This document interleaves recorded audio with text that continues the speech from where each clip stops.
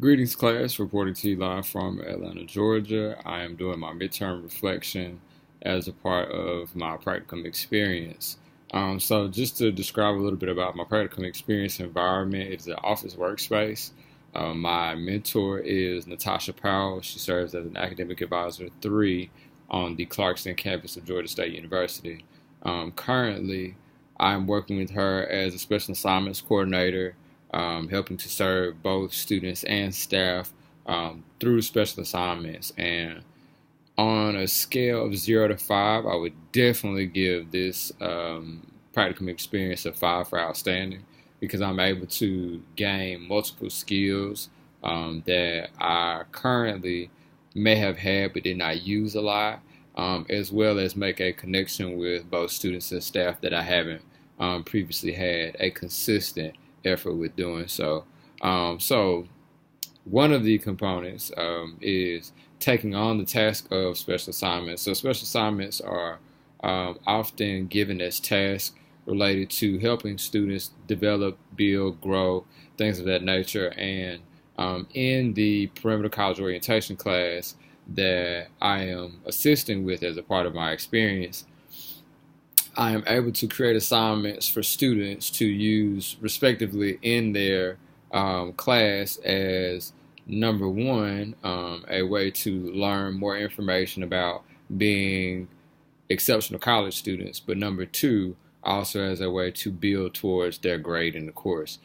So being able to do something of this nature has given me a sense of creativity to reach students and their best levels.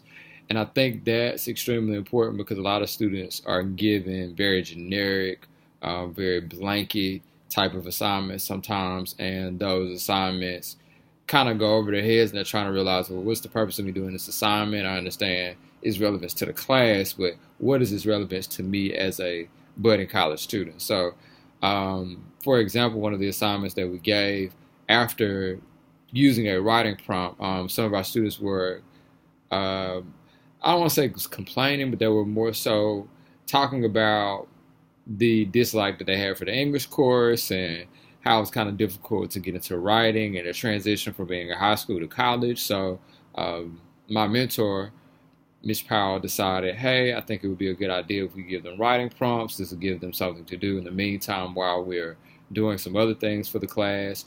And with that writing prompt, we were able to get some feedback from students. And the feedback showed one of the questions that we had as a writing prompt, was what are you most afraid of in reference to college? And we literally had an entire class say failing, whether it be failing a class, whether it be failing an assignment, whether it be failing an entire semester, it was just failing. They have a big fear of failure.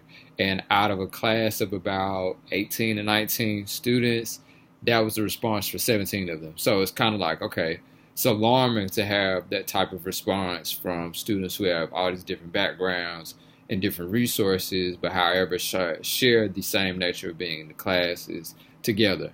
Um, administrative the administrative philosophy that my mentor has is very similar to mine, much in the way of we believe in doing the work. You do the work, you get the work done, you learn from the work experience. If you're not doing the work and you're trying to get somebody else to do the work or you're doing it halfway, then you're not really gaining the experience and you're more so, if anything, cheating yourself.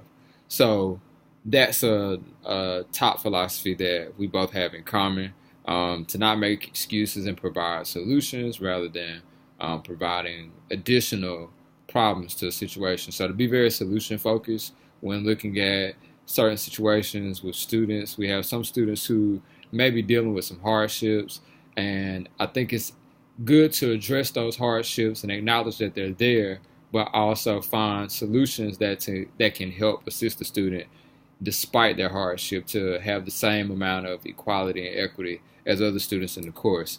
Um, the last one I would definitely say is the challenge and support for students' growth. I think there are a lot of times where there are professors that challenge students but do not support them.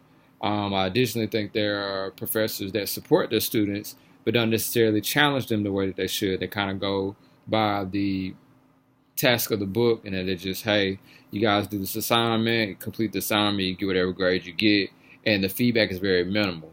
I think that with the opportunity to have conversations with students and work with them through these special assignments, they're able to really understand, okay, this is why I had to do this assignment, or this is why I received the grade that I received in my assignment, because I was lacking this type of information, or I was lacking the formatting for the explanation of the information that was asked of me to do in this assignment.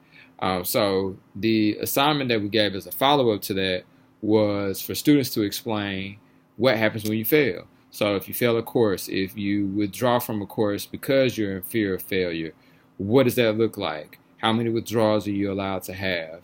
If you fail a class, can you repeat the class? And if you repeat the class, what is it going to do to change the aspect of your GPA? How does that work? So it's a lot of questions that went along into the what happens if I fail the assignment, but in addition, it gives the students the opportunity to not only understand what happens if they were to fail, but also give them some motivation to not fail. Being able to have the autonomy to use more than one withdrawal if you're in a situation where you feel like, okay, I'm not doing well in this class for whatever reason, whether it's a personal reason where the student's not really understanding the course, or if it's something that's non-academic. So they may have a dependent that they must take care of that is really seeking some type of issue, and they're trying to take care of it, but they need their caretaker, with them at all times, which would cause the student to not be able to really give their all academically. So I think it's important that while we are giving students the opportunity to learn, we're also helping them learn. So we're not just saying, hey, you need to do these assignments, you need to get this grade in this assignment, you need to go seek your resources, and we're leaving it at that. We're also supporting them, after we're challenging them and letting them know, hey, this is what you need to do in reference to getting the answers that you need from whatever assignment, that whether it's in our course or whether it's in other courses that are additionally spread out amongst their schedule. As far as areas that I wish I had more knowledge in, I definitely would say I want to learn a little bit more about assessment. I'm currently tasked to go to what we call Argos training, which includes reporting. So I'm looking forward to what I'll be learning in the Argos training. Currently, everybody will be going over kind of Banner 9. We have a new banner system that's coming through, and for all of the student affairs professionals who use Banner, you know exactly what I'm talking about. And for those of you who don't, Banner is a very, very service encompassed system for computers that schools use to identify all types of records and information very, very quickly.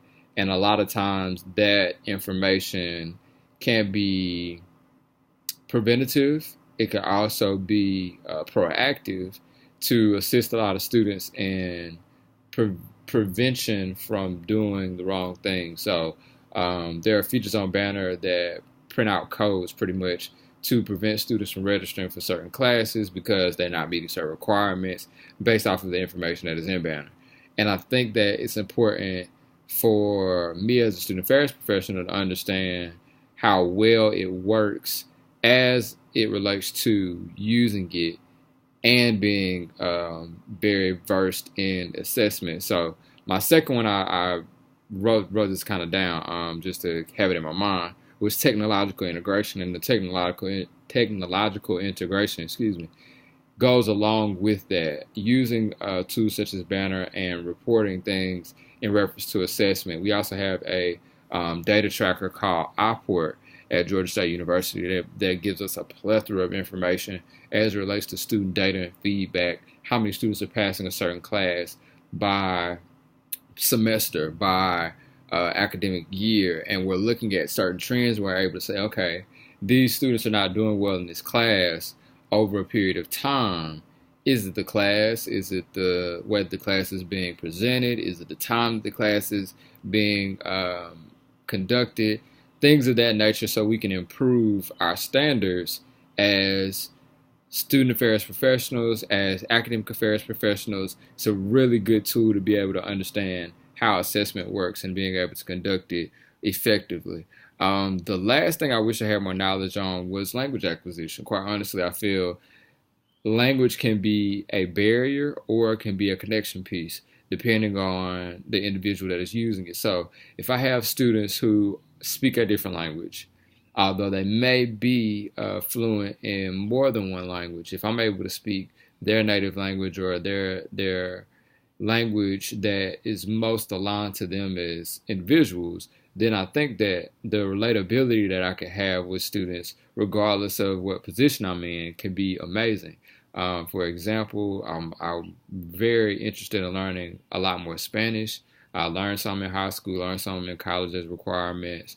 But now I'm trying to kind of get that same type of acquisition, just kind of learning it on my own, speaking to individuals who speak in Spanish so I can learn a little bit more about the cultural aspect of certain words, because I understand language has dialects, language has different experiences as it relates to location. So where Spanish in Spain is different than Spanish in Mexico, that's different than Spanish in Puerto Rico, based off of the individuals who live there and the slang that they use.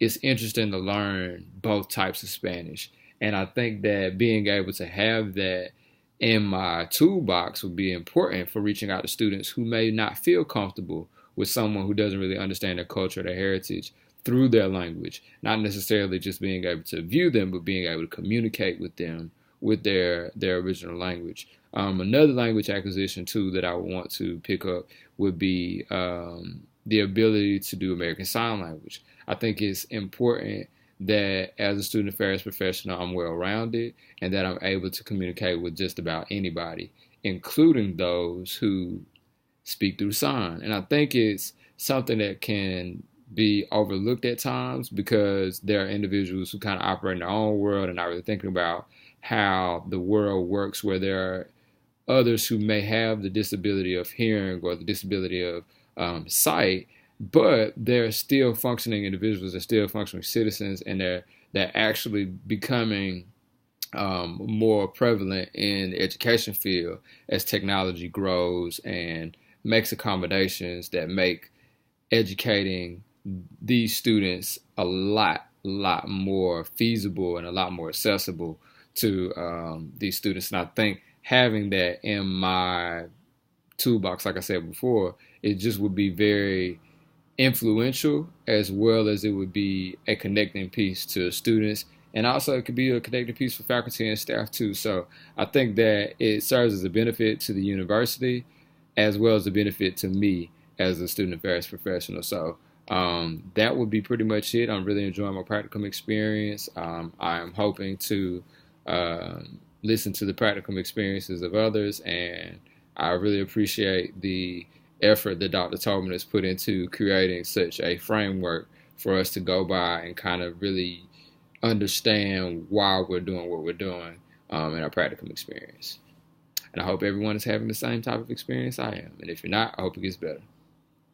Peace.